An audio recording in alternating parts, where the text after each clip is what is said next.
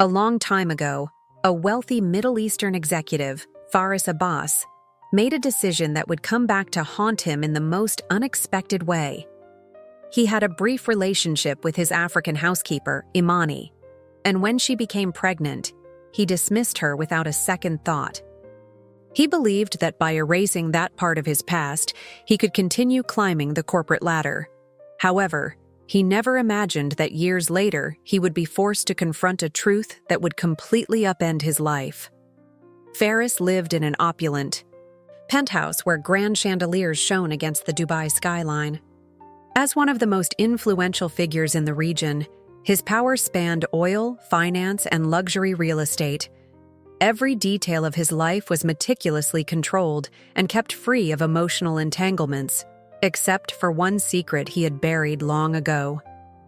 Back when he was still rising in his career, he had a forbidden fling with Imani, a gentle, hard-working woman whose eyes sparkled with innocence. One evening, when she timidly told him that she was expecting his child, his world came to a sudden halt. "This can't be happening," he had said in a cold tone, fearing that a child born out of wedlock would ruin his reputation, stain his name, and anger his family. His solution was as simple as it was ruthless. The very next day, Imani was fired, sent away with nothing, and he never looked back. For years, Faris convinced himself that Imani had moved on, perhaps even that she had fabricated the whole thing. His success soared, and life continued as usual. Then, during a routine business meeting in London, everything changed.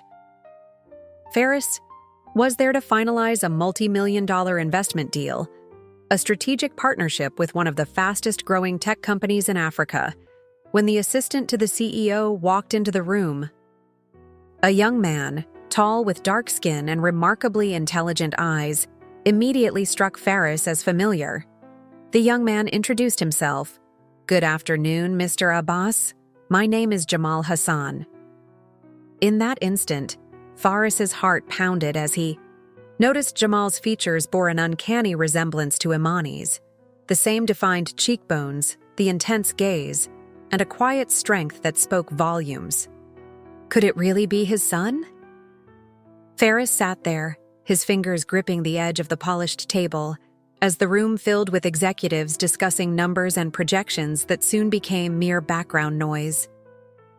Jamal's presence sent a shock through Faris's mind.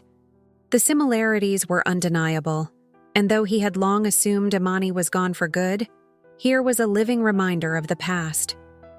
Jamal carried himself with the same calm confidence that Faris had cultivated over the years, yet every word he spoke seemed to chip away at Faris's carefully constructed facade. After the meeting, as people shook hands and exchanged polite pleasantries, Jamal rose from his chair, and Faris's pulse raced with dread. That night, Faris found himself alone in his penthouse, unable to sleep. Staring out at the glittering skyline with an untouched glass of whiskey by his side, memories flooded back. The night Imani had tearfully begged him for help, saying, "I have nowhere to go," only to be met with his cold dismissal. He had buried that part of his life, assuring himself that it was best forgotten. Now, doubt and guilt crept in. Had Imani suffered after he cast her aside? Had she ever tried to tell Jamal the truth about him? Overwhelmed by uncertainty, Faris picked up his phone and called a trusted private investigator, saying, "Find me Imani. She was last seen in Dubai about 7 years ago." The investigator paused before replying, "I'll see what I can do." And Faris ended the call with a racing heart. Just 3 days later, while at his office, Faris's phone rang again. This time, the investigator's voice trembled as he said, "She's dead." Faris could hardly believe it. "No, that's impossible," he murmured, his hand shaking as the phone nearly slipped from his grasp. The investigator continued, explaining that medical records showed Imani had died from an illness 5 years ago. But there was more. She had left behind a series of letters addressed to her son in which she spoke about Faris. The revelation struck Faris like a bolt of lightning. The secret he had so carefully hidden was about to burst into the open, and soon Jamal would learn the truth. Feeling a mix of regret and terror, Ferris ended the call and slumped back into his chair, his heart pounding. Imani was gone, and all she had left were letters that might expose everything he had tried so hard to forget. At that moment, his secretary entered and announced, "Mr. Abbas, Jamal Hassan is here for a follow-up meeting." Panic and remorse warred within him. For a brief moment, he wanted nothing more than to cancel the meeting and send Jamal away. But he knew he couldn't run from his past any longer. Jamal entered the room with the quiet confidence of a self-made man. Dressed sharply and carrying an air of composure, he was a living reminder of the life he had built without his father. A son molded by a mother who had fought for him. For a fleeting second, Ferris wondered if Jamal would despise him if he ever learned the whole story. Jamal simply sat down and said, "Thank you for meeting me again, Mr. Abbas." An awkward silence fell between them, heavy with unsaid words. Ferris longed to confess everything but could not find the courage to speak. Instead, he steered the conversation toward business, discussing the terms of their partnership, all while knowing that if Jamal ever got his hands on those letters, any hope of redemption would vanish. Determined to maintain control, Ferris resolved to find those letters before his son did. That same night, driven by panic and desperation, Ferris boarded a private jet to Mali. He had to see where Imani had spent her final days and determine if she had ever forgiven him. The flight was long, and by the time he arrived in Bamako, the weight of his past felt almost unbearable. Following the investigator's directions, he navigated through dusty streets and quiet villages until he reached a modest house on the outskirts of the city. A small, lovingly maintained home built with care rather than wealth. An elderly neighbor with kind eyes approached him softly. "You're looking for Imani?" Ferris nodded, and she sighed before adding, "She was a good, strong woman, even in her sickness. But I don't think she ever mentioned you." With a sorrowful air, she led him inside to a small sunlit room. On a wooden shelf, next to a framed picture of Imani with a young Jamal, lay a stack of old envelopes. Ferris's hands shook as he reached for them, knowing that the truth was hidden within. Back in his hotel room, Ferris sat at a desk, staring at a yellowed envelope addressed to Jamal. An envelope never meant for him, yet one he felt compelled to read. Slowly, he opened the first letter. "My dearest son, if you are reading this, I am no longer with you. I need you to understand the truth about me and about your father. I once loved a man who was powerful and respected, but when I told him I was expecting his child, he turned me away. I begged and pleaded, but he was too afraid of what others would say. He chose his reputation over us. I don't want you to grow up hating him. I only want you to know that you were never a mistake, never unwanted. I fought for you and loved you more than life itself. And perhaps one day, if fate is kind, your father will find the courage to love you too." Ferris's vision blurred and his throat tightened as he read the words. Imani had given him one chance, a way back, but Jamal had not yet seen those letters, leaving Ferris with a final choice: confess everything himself or let the past speak on its own. While he sat there, his phone vibrated. It was Jamal calling. With his heart pounding, Ferris answered, and after a long pause, Jamal's voice, now sharp and direct, said, "We need to talk now." Before Ferris could collect his thoughts, Jamal continued, "I'm in Dubai. Meet me at the Al Masari Hotel, penthouse suite, in 1 hour." The call ended abruptly, and Ferris, knowing there was no escaping this confrontation, grabbed his coat and rushed to the airport. When Ferris arrived at the Al Masari Hotel, his heart was pounding in his chest. For years, he had walked into high stakes, negotiations, and outmaneuvered millionaires without fear. But this was different. This was about a son who had grown up without a father because of his own mistakes.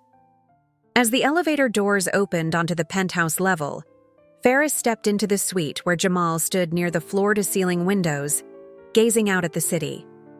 Without turning to greet him, Jamal said coolly, "So, Mr. Abbas, when were you going to tell me?" Ferris took a sharp breath and replied, "No more pretending. How did you find out?" Jamal's eyes blazed with a mix of anger and sorrow as he said, "I always had my doubts. My mother never directly mentioned you, but sometimes I caught her glancing at me like I reminded her of something painful. Then, a couple of weeks ago, I received a package from Molly, a box of letters from her." Ferris's throat tightened as Jamal went on. "At first, I didn't believe it. I thought maybe you were hiding another secret, but then I did a DNA test. Now I know you are my father." Ferris closed his eyes briefly, overwhelmed by the moment. "Spare me," he murmured. Jamal's voice shook as he continued, "You sent my mother away like she meant nothing, and you never cared what happened to her. Now she's dead." Ferris stuttered, I didn't know." But Jamal interrupted, "That's exactly the problem. You never bothered to find out." The accusation cut deep. Jamal took a slow, steady breath and added, "I don't need your money or your name, but I needed my mother, and you took her away from me." Ferris felt a surge of genuine regret. "I made a mistake," he admitted quietly. Jamal let out a bitter laugh. "A mistake? A mistake is missing a meeting, signing a wrong contract. What you did destroyed lives." Ferris had no defense. "You have every right to hate me," he said softly.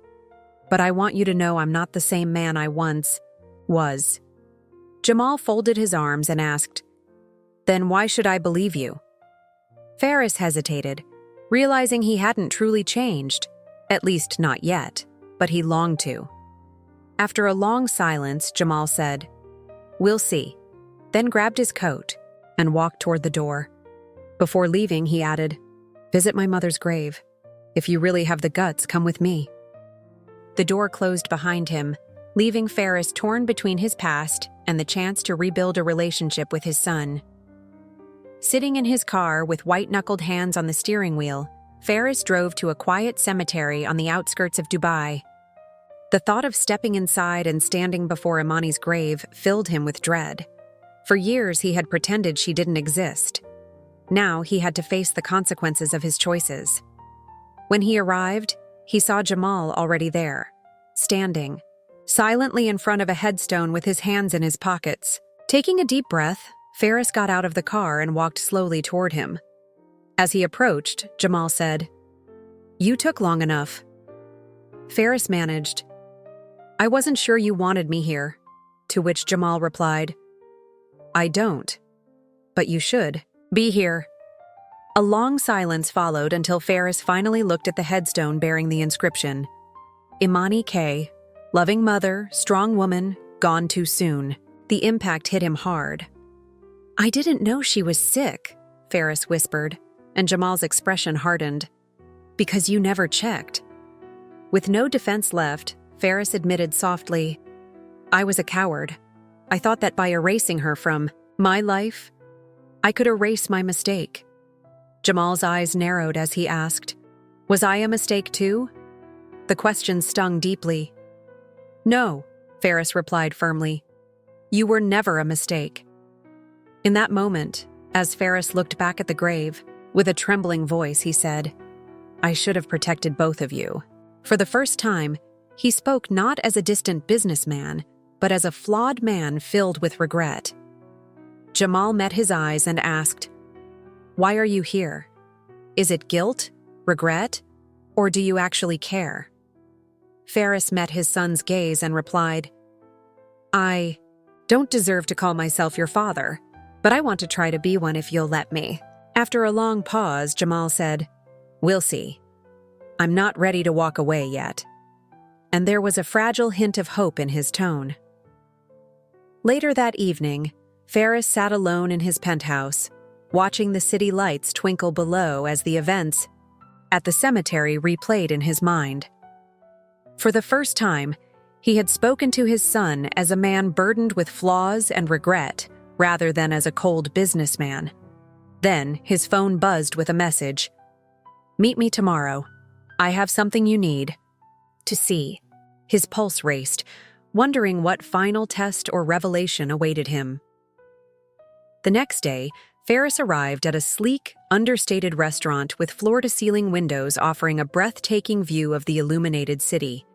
Inside, he immediately spotted Jamal seated at a corner table, absorbed in his phone. Though hesitant, Ferris approached and took the empty seat Jamal indicated. "You called me," Jamal finally said, setting his phone aside. A waiter briefly appeared, but Jamal politely declined any service, making it clear this was no ordinary dinner. After a few quiet moments, Jamal spoke in a measured tone. "I found something." Ferris frowned and asked, "What is it?" Instead of replying directly, Jamal pulled out a worn, aged envelope from his bag and slid it across the table. "It's one of my mother's final letters. She wrote it, but never sent it," he explained. Ferris's stomach tightened as he carefully picked up the envelope, feeling the heavy burden of the past in his hands. Slowly, he unfolded the letter and read the familiar handwriting. "My love for you was real, even if yours never was. I tried to hate you, to wipe you from my heart just as you wiped me from yours. But every time I looked into my son's eyes, I saw you." The words made his chest ache. The letter continued, "I never understood how you could live with that, or pretend we never existed. But I write with hope that one day, when you have nothing but regret, you will remember the child you abandoned, and maybe even wish you had done things differently." Ferris closed his eyes, the truth piercing him. Jamal watched closely before asking, "Do you want to know if I regret it?" Ferris's voice came out quietly. "More than you could ever imagine." After a long silence, Jamal continued, "I'm not sure I can ever truly forgive you." Ferris's heart sank, yet he managed to say, "I can't change what happened, but if you'll let me, I'd like to be part of your future." Jamal regarded him thoughtfully and finally said, "We'll see." It wasn't full forgiveness, but it was a start, a fragile glimmer of hope that Ferris had never thought he deserved. Later, back in his office overlooking the Dubai skyline, Ferris sat with the weight of his past on his shoulders. The letter from Imani lay on his desk, its words echoing, a plea that one day, when material things no longer mattered, he would remember the child he abandoned. For years, he had built an empire and amassed power to ensure that no one could make him feel small. Yet one letter from a woman he had wronged had shaken him more profoundly than any business setback ever could. With a deep, hesitant breath, he picked up his phone and told his assistant, "Cancel my meetings for the next 3 days." There was no arguing. He knew it was time to face everything head-on. The following afternoon, Ferris found himself standing outside Jamal's apartment. His heart pounded as he knocked, uncertain of what to expect. When the door opened, Jamal stood there with his arms crossed and a raised eyebrow, as if surprised to see him so soon. "May I come in?" Ferris asked softly. Inside, the apartment was minimalist but tastefully decorated, with no pictures of Ferris adorning the walls. "You're not here just to look around," Jamal said as they sat on the couch. "I want to know about you, not as a businessman but as a father." Ferris managed a small laugh. "Isn't it a bit late for that?" Jamal replied, "Maybe, but I'm here now." After a pause, Jamal admitted, "I don't really know if I trust you." Ferris nodded. "I wouldn't trust me either," and another silence fell. Then Jamal sighed and added, "I have a charity event tomorrow for one of my mother's foundations. If you truly want to understand me, come and see what I do." Ferris straightened up and said, "I'll be there." Jamal's lips twitched into a slight smile as he said, "We'll see." That evening, Faris attended the charity gala. Far cry from the lavish high society events he was accustomed to. There were no billionaires flaunting their wealth, only genuine people gathered for a meaningful cause. Jamal, confident and passionate, greeted the guests and spoke about the foundation's work with a quiet determination. Faris watched from the background, realizing that despite growing up without his father, Jamal had become a man of true worth. During the event, Jamal eventually approached Faris and said, "You're still here." Faris replied, "I told you I would." This time, Jamal didn't show anger. Instead, he walked alongside Faris in silence. Then, after the gala's highlights, Jamal stepped up to the podium to speak about his mother's legacy. Faris sat in the audience with quiet pride until Jamal gestured to an empty seat beside him. Taking a deep breath, Faris walked forward and sat down next to his son for the very first time, realizing that perhaps he no longer had to face life alone. This is the story of Faris Abbas, a powerful executive whose past mistakes caught up with him in ways he never expected. A story of regret, redemption, and the possibility that even deep errors can open the door to a future filled with hope and connection.